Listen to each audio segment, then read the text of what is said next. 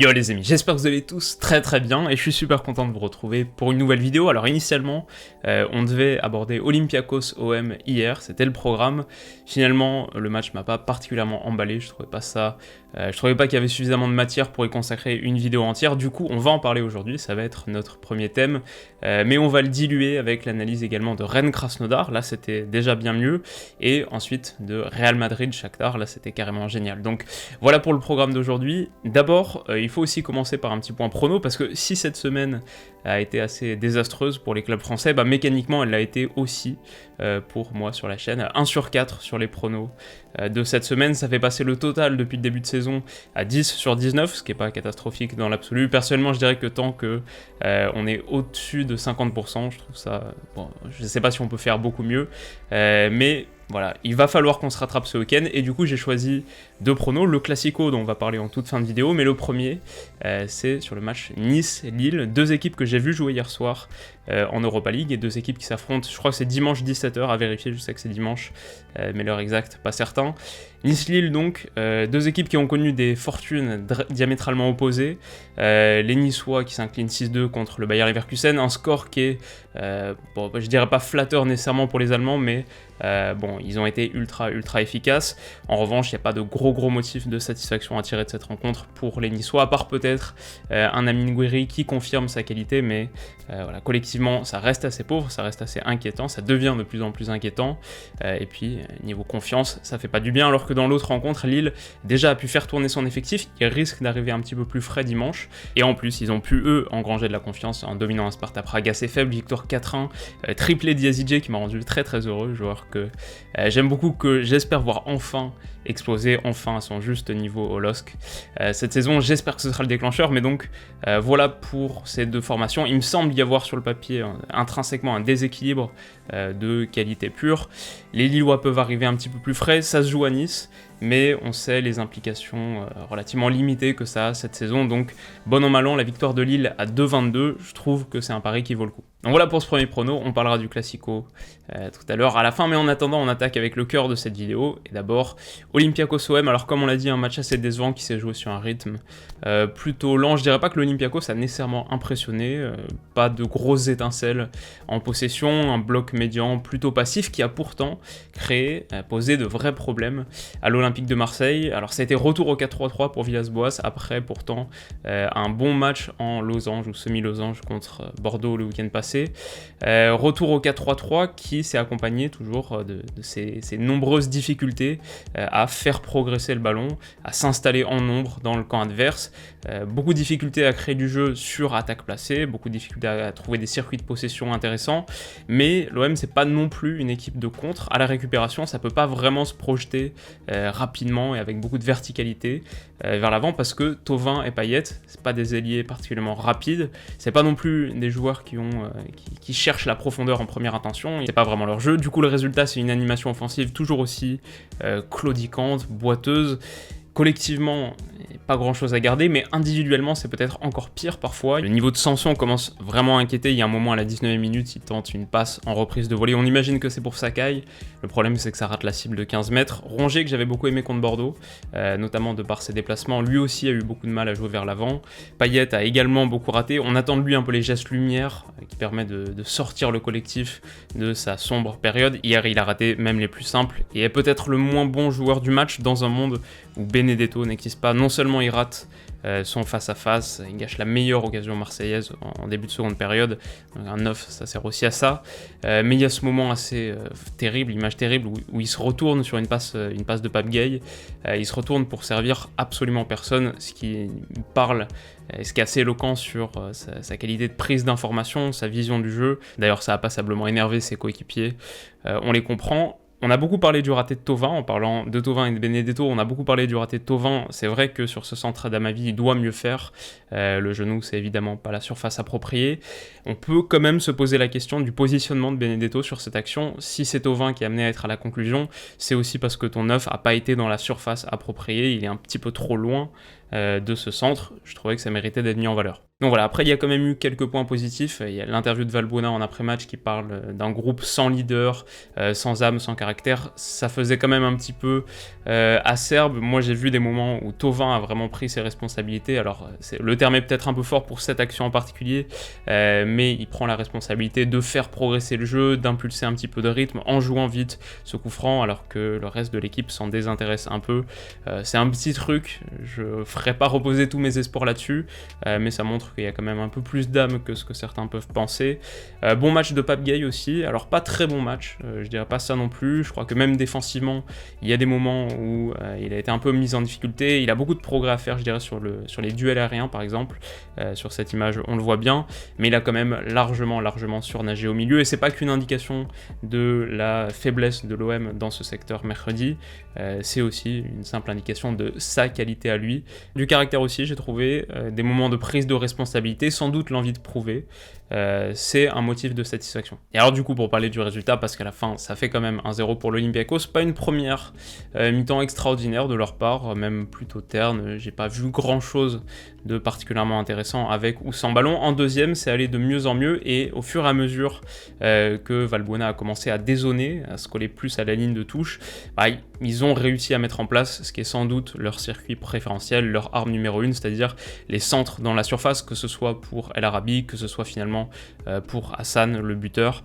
Il y a eu des avertissements, il y a eu au moins 2 ou 3 centres en seconde période qui auraient pu aller au fond, sur corner aussi. Globalement, on constate une petite déficience de l'OM dans ce secteur aussi, secteur aérien.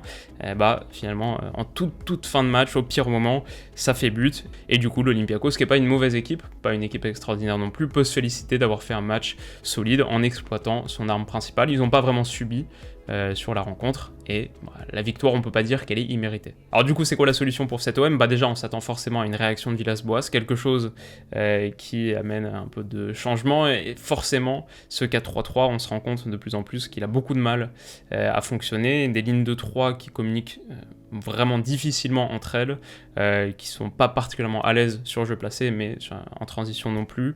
On a vu contre Bordeaux une tentative d'innovation tactique, ce 4-3-1-2, j'en ai déjà parlé à de nombreuses reprises, il a beaucoup de limites, mais on espère voir quelque chose qui amène un petit peu plus de fluidité dans l'entrejeu. À ce sujet, je crois qu'il peut y avoir aussi des solutions dans cette fin de mercato qui finalement a amené des armes intéressantes. Cuisance c'en est une, Luis Enrique ça peut en être une, je connais pas assez bien le joueur et on va attendre de mieux le découvrir, mais quand on voit ce qu'amène Benedetto, c'est pas que ça peut difficilement être pire, mais dans le registre, je crois qu'on a besoin de quelqu'un qui puisse amener cette profondeur, ces déplacements, et puis tout simplement plus de volume. Benedetto il touche 18 ballons en 78 minutes, c'est beaucoup trop peu pour participer au jeu offensif. Donc voilà, pour Marseille, il n'y aura pas grand chose à retenir de cette rencontre, le résultat est très dur, il va falloir se remettre en selle dans ce groupe, au moins pour accrocher la 3ème place, peut-être pour rêver d'un peu plus. Contre Porto, ça peut permettre de rebattre les cartes quand même dans une certaine mesure, donc on verra. Si on doit retenir une chose de cette rencontre, oui peut-être, c'est pour moi le retourné acrobatique au milieu de terrain de Rafinha pour trouver un décalage dans le couloir.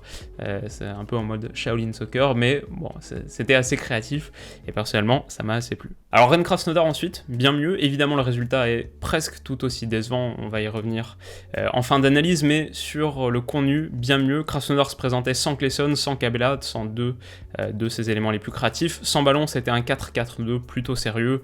Pour Rennes, hors de possession, un 4-5-1, lui aussi assez classique, surtout pour un 4-3-3.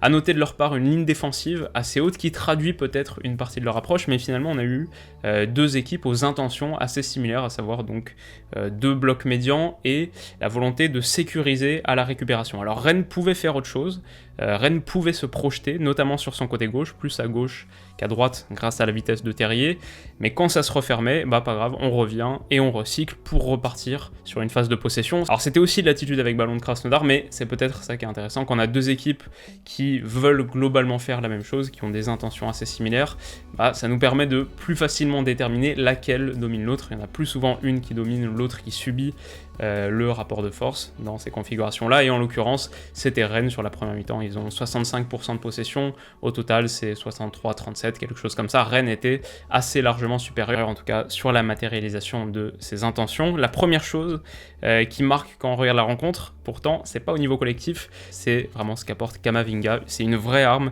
il est capable de déséquilibrer à lui seul en bloc défensif en fait. Rennes pourtant a plutôt des circuits travaillés en possession, Nzonzi renverse bien par exemple, il a un bon sens du timing, puis il a une grosse palette technique pour sécuriser la possession, mais quand tu ajoutes en plus Camavinga, c'est une arme individuelle supplémentaire, c'est un joueur qui aime prendre le risque, qui aime endosser la responsabilité de la progression du jeu, il veut créer la différence. Ici par exemple, il reçoit le ballon et orienté dos au jeu vers Nzonzi, d'ailleurs je crois qu'il le fait lui-même pour attirer la pression, parce qu'en fait c'est une ruse, feinte de corps plus conduite, qui va terminer sur une passe clé, c'est-à-dire un centre pour la tête cadrée de Bourigeaud. Il apporte le danger haut sur le terrain, donc, mais aime aussi décrocher pour faire progresser le ballon. C'est typiquement le milieu qui manquait au PSG contre United mardi, et voilà, c'est vraiment, il saute aux yeux quand on regarde la rencontre. Alors qu'est-ce qu'on peut dire ensuite de ce match? Krasnodar peut-être, bon, pas particulièrement intéressant, ça allongeait beaucoup, ça a tiré de loin, du mal à trouver des décalages ouverture dans ce 4-4-1 qui manquait d'étincelles. C'est dommage vraiment pour Rennes de ne pas avoir été assez tueur, on va en reparler aussi, parce que c'est un match qui était franchement largement à leur portée sur le contenu, ils l'ont prouvé. Plutôt un bon match de Terrier aussi, qui a prouvé qu'il n'était pas uniquement un joueur d'ultra verticalité, intéressant sur autre chose que de la transition, de la qualité technique, donc comme on l'a dit, pour sécuriser, mais trouver des décalages intéressants. La première occasion pour Krasnodar, elle vient d'un d'Albert aspiré, et ça souligne quand même un vrai manque d'automatisme dans la défense, donc voilà, c'est normal, d'Albert, ça fait pas longtemps qu'il est là. Da Silva revient bien, heureusement, mais je dirais que c'est quand même un vrai point d'alerte, on le voit bien ici, sur cette image en particulier, il y a une zone qui s'ouvre et c'est regrettable. Je voulais souligner aussi une séquence collective qui m'a interpellé, il y en a d'autres, mais c'est juste pour montrer que ça travaille bien à Rennes, il y a quand même des choses qui sont bossées et ça se voit. Ici par exemple, donc l'appel de Romain Del Castillo pour embarquer le défenseur et pour que Amari Traoré puisse trouver une solution au cœur du jeu. Ça peut sembler assez bateau, mais dans tous les petits détails, on sent que c'est bien travaillé. Par exemple, Traoré déguise parfaitement son intention en fait de faire une passe au cœur du jeu. Krasnodar, les joueurs de Krasnodar pensent qu'il va envoyer un centre dans la boîte, la preuve avec cette attitude du latéral, mais non, c'est une passe bien faite qui aboutit sur un décalage donc aux abords de la surface et un tir cadré de Camavinga. On aimerait peut-être voir un peu plus de Guirassy dans ses actions, alors on le voit décrocher parfois, notamment pour être un joueur de pivot, mais peut-être qu'il pourrait apporter un petit peu plus dans ce jeu de combinaison. En tout cas, il y a du beau boulot. Alors au final, donc ça fait un partout, vous avez sûrement vu les buts, un partout. Le premier but, c'est ce penalty provoqué par Martin Terrier en transition qui accrédite encore davantage l'idée de son bon match et de sa qualité en contre.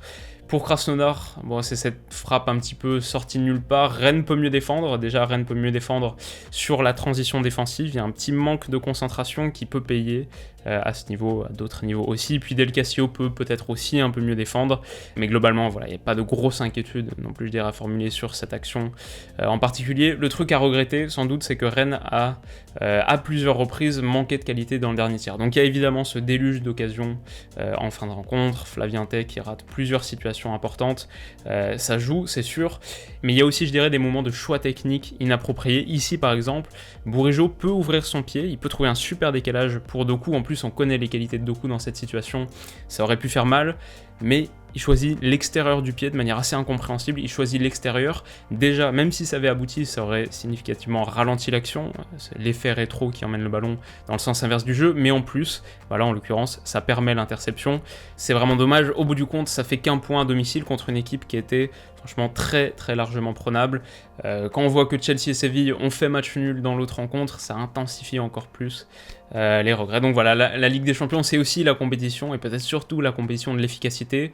C'était le premier match du Stade Rennais dans cette compétition, ils en font l'apprentissage, mais forcément, on nourrit des regrets. Alors du coup, on termine par Real Shakhtar, qui était sans doute le résultat le plus surprenant de cette première journée Ligue des Champions. La victoire 3-2 du Shakhtar à Madrid, résultat d'autant plus surprenant que le Shakhtar se présentait sans plusieurs de ses éléments clés. Généralement, ça joue en 4-2-3-1, un tandem avec Maicon, Alan Patrick, devant une ligne de 3, Marlos, Tyson, Kovalenko au centre, et Junior Moraes, le numéro 9. Pas de Junior Moraes, pas de Tyson, pas de Kovalenko, pas d'Alan Patrick, pas de Piatov non plus le gardien. En gros, il se présentait cette fois en 4-1-4-1. Et en possession, c'était un 4-5-1 avec 2 lignes basses et très très compact. La question du coup, pourquoi est-ce que le Real s'est effondré? Qu'est-ce qui explique les offensives du Shakhtar? Qu'est-ce qui explique ces 3 buts en une mi-temps? Alors que pourtant, les 10 premières minutes semblaient assez bien contrôlées par le Real Madrid. Son positionnement haut sur le terrain, sans ballon, étouffait plutôt le Shakhtar, qui s'en est sorti grâce au jeu au pied de son gardien, une certaine sérénité dans cet exercice, mais qui s'en est surtout sorti, il faut le dire, parce que le Real n'était pas très intéressé à l'idée de défendre les transitions. À la récupération, le Shakhtar jouait tous les coups à fond et ça donnait des phases très très dangereuses. Ici, on peut estimer que c'est du 6 contre 4 dans la moitié du Real Madrid, mais ce qui est surtout intéressant, c'est pas la supériorité totale, c'est la supériorité locale. Ici, 3 contre 2, c'est pas une situation dans laquelle tu veux te retrouver. Quelques minutes plus tard, c'est criant, le Real reste sur l'idée d'un bloc haut, malgré un pressing de faible intensité, deux choses qui se mélangent très très mal en général, et je suis pas particulièrement convaincu par le positionnement de Casemiro ici. L'action progresse, et on a l'image d'une ligne de 4 totalement disloquée, pas très disciplinée, ça va devenir assez terrible même avec Militao qui avance et qui se retrouve sur la même ligne qu'Asensio, sans protéger de zone en particulier. En plus, Modric lui a vu, et il a compris, mais c'est trop tard, et en une passe, c'est 7 Madrilènes qui sont éliminés. Marlos a 1 contre 1, que Courtois sauve, donc ils n'ont même pas converti toutes leurs occasions, ils en ont raté plusieurs, très très dangereuses. C'était encore une alerte, et quand on voit cette image, ça fait un peu peur. Il semble quand même manquer un Ramos dans la charnière pour guider tout le monde, puis après, c'est assez classique, de nombreuses erreurs individuelles, comme un cadrage trop laxiste de Militao sur l'ouverture du score, l'intervention ratée de Varane, bien sûr, qui marque un contre son camp, ça fait 2-0. Mix d'erreurs individuelles donc, mais aussi de moments de qualité pour le Shakhtar. Le troisième but, on n'y rendra pas justice avec des screenshots, allez le voir si c'est pas fait, mais Solomon et Tété sont vraiment de bons joueurs. Le premier se retourne, élimine, bonne passe derrière Militao et Varane, eux sont au trop. Ça devient presque comique avec Militao, tellement il est zen dans cette situation. Il n'y a pas grand chose qui semble l'inquiéter, mais ça devrait pourtant, parce que ça fait 3-0 à la mi-temps. Alors en deuxième période, les problèmes défensifs ne seront pas particulièrement réglés. Encore beaucoup de situations pour le Shakhtar, mais l'entrée de Benzema va faire du bien sur le secteur offensif. Ils vont se procurer plus d'occasions. Celle de Vinicius aussi, qui marque 15 secondes après son entrée en jeu. Ça fait 3-2.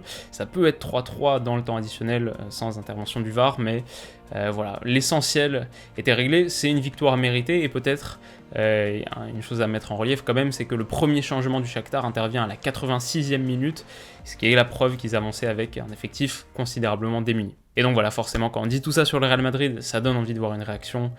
Ça donne envie de voir une réaction demain 16h pour un Classico qui sera peut-être pas le plus spectaculaire de l'histoire, mais qui sera tout de même assez chargé de tension, d'enjeux. On parle beaucoup d'un Zidane assez menacé. Est-ce qu'une défaite demain pourrait précipiter la fin d'un cycle? Du côté de Koeman, début de saison plutôt intéressant, une victoire pourrait carrément faire grimper sa cote en flèche, et il y a beaucoup de choses qui se jouent. Personnellement, je vois depuis le début de 2020-2021 un Barça qui me semble à la fois mieux armé, mais peut-être aussi plus motivé. Je ne sais pas quel impact ça peut avoir dans un match comme le Classico, peut-être pas si important que ça, mais à domicile, face à un Real qui se présentera à nouveau sans Hazard, à nouveau sans Carvajal, dans cette configuration, et quitte à mouiller, je vois plutôt le Barça l'emporter à 2-0-3, ça peut aussi nous permettre d'oublier cette semaine un peu décevante, donc voilà, si ça vous intéresse, si vous voulez tenter votre chance sur BetClick, vous pouvez le faire et bénéficier de leur offre de bienvenue jusqu'à 100 € offert en utilisant mon code promo WILOU, vous le savez, ça m'aide toujours autant. Code promo WILOU, je vous mets le lien qu'il faut en description. Donc voilà, en tout cas les amis, j'espère que cette vidéo vous aura plu le plus possible. Si c'est le cas, n'hésitez pas à mettre un petit pouce bleu. Pour les prochaines, du coup, on se retrouve lundi, bien sûr, pour ma preview de cette deuxième journée Ligue des Champions. Comme on a fait ce lundi, on évoquera les matchs qui me semblent les plus intéressants. Mercredi, l'analyse d'OM City, bien sûr. Jeudi, celle de Juve-Barça, qui aurait pu être un duel Ronaldo-Messi, mais je crois que Ronaldo va le rater à cause du Covid. Dommage, on croise les doigts, on verra. Et puis vendredi ou samedi, une vidéo comme celle-ci où on récap en gros les matchs que j'ai pas eu le temps, que j'ai pas eu la possibilité surtout de débriefer directement le lendemain matin. Donc voilà, il y a des bons matchs, Atalanta-Ajax, United-Leipzig, Séville-Rennes, entre autres, on verra en fonction de ce qui a semblé le plus intéressant, mais si vous voulez pas rater tout ça, vous pouvez aussi vous abonner à la chaîne de notre côté, et en attendant ces moments-là, je vous souhaite de passer comme d'habitude une excellente soirée, un très bon week-end qui arrive, qu'il soit chargé de foot ou non. Prenez soin de vous et de vos proches, portez-vous bien, et puis on se dit à très vite. Bisous.